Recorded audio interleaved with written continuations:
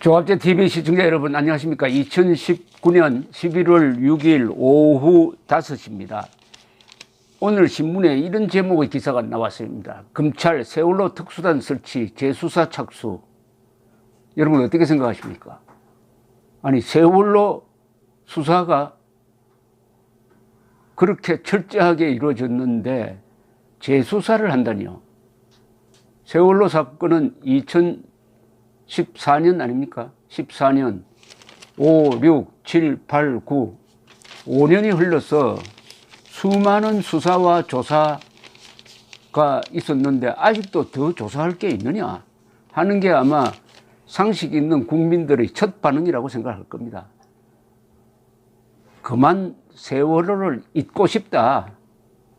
세월호를 기록하고 기억하는 것과는 별개로 세월호를 수사하고 세월호에 대한 또 논쟁을 재발시켜서 국가에 무슨 도움이 되느냐 하는 생각을 가진 상식인들이 저는 훨씬 많다고 생각하는데 특수단까지 만들었으니까 또 많은 사람들이 불려가고 조사받고 그러다 보면 억울한 사람들이 생기고 하는 정치적 수사로 번지지 않을까 하는 걱정이 먼저 생깁니다. 윤석열 검찰총장이 조국 일가에 대한 수사는 용감하게 했지만은 그 전에 이른바 적폐 수사에서 많은 무리가 있었다는 것은 잘 아실 것입니다. 몇 사람이 목숨을 끊기도 했습니다. 다시 옛날의 구습으로 돌아가지 않기를 바랍니다.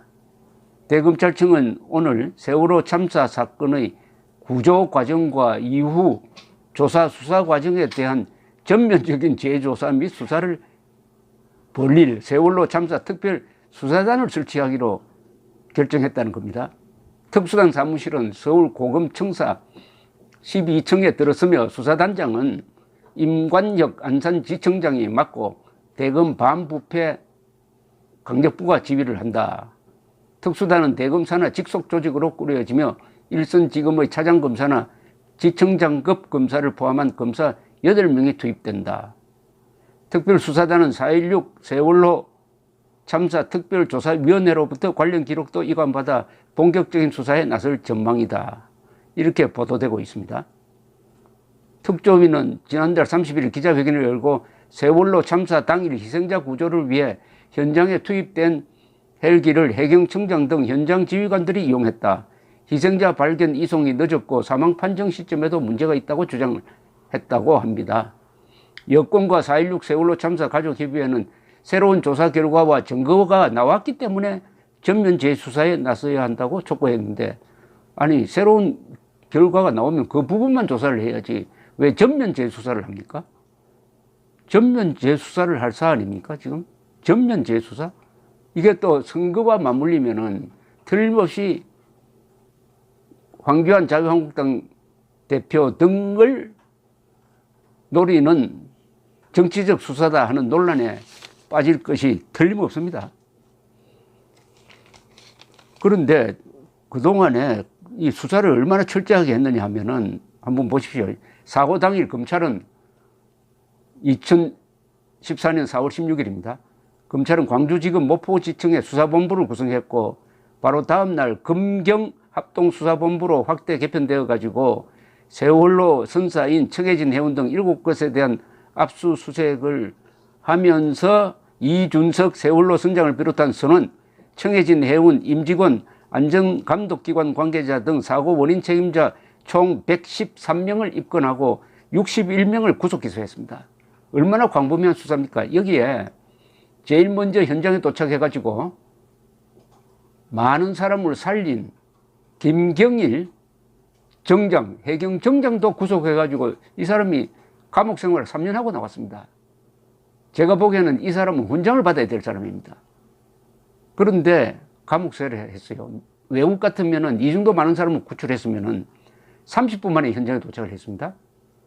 그런데 이 언론의 선동에 휩쓸리다 보니까 검사 판사도 구조 작업에서 업무상 과실치사라는 것은 있을 수가 없습니다.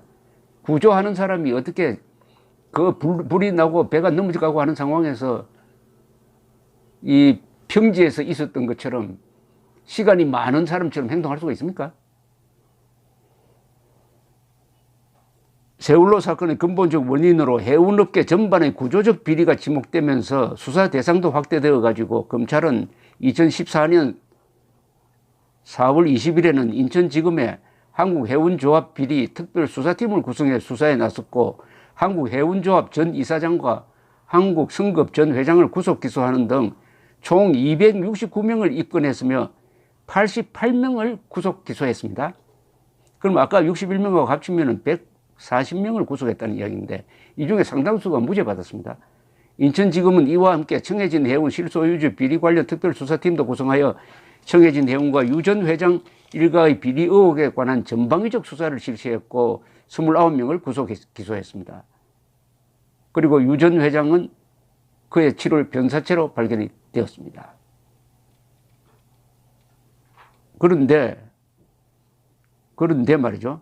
2016년 9월 특별조사위원회가 이제 업무를 끝내고 해산되었는데, 문재인 대통령이 당선된 뒤에 4.16 세월호 참사 특별조사위원회가 설치돼 가지고 조사를 이어나가고 있는데, 2기조사위원회네요.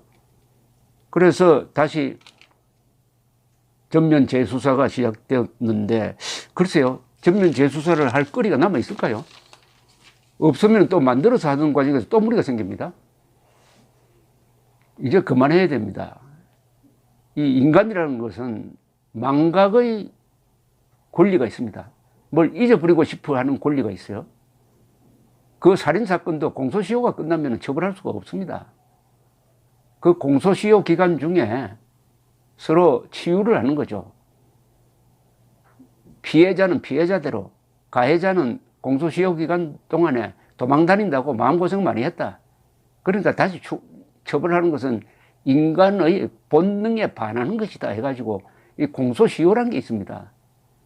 망각의 시효도 있어야 되는 것 아닙니까?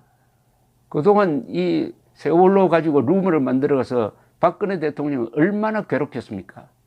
근데 뭐 드러난 게 있습니까? 박근혜 전 대통령이 현장 지휘를 좀 늦게 했다는 거 말고는 뭐가 있습니까? 죽을 사람을 살리고 살릴 사람을 죽였습니까? 그리고 물론 박근혜 전 대통령이 잘못한 부분이 있어요. 가장 큰 잘못은 해경 해체를 결정한 겁니다. 해경이 최선을 다했다고 저는 봅니다. 해경이 인간이 할 수 있는 범위 안에서는 최선을 다했어요. 초인의 기준으로는 부족한 점이 있겠죠. 그러나 인간이 다 슈퍼맨이 될 수가 있습니까? 그런데 해경에게 잘못을 뒤집어 씌워가지고 해체를 해체. 아니, 조직을 왜 해체합니까? 그럼 해군이 사고 났다고 해가지고 해군을 없애버립니까? 해경은 해군의 기능도 가지고 있던 제4의 군대였어요. 그 해체는 뭘 의미했느냐? 국가가 다 잘못됐다. 모든 것은 국가가 책임져야 된다. 이렇게 굴복하는 바람에 국가적 진실을 지킬 뚝이 무너져 버린 거예요. 전면적으로 항복하고 말았습니다. 국가적 진실을 지켜야죠. 이거는 국가가 책임져야 된다. 그러나 이거는 국가가 책임질 수 없는 것이다. 해가지고 구분을 해줘야 되는데 무조건 항복하고 말았습니다. 그것이 오늘날까지 계속되는 전면적 재수사의 물꼬를 트고 말았습니다. 이 점에서 박근혜 대통령의 잘못이 있습니다.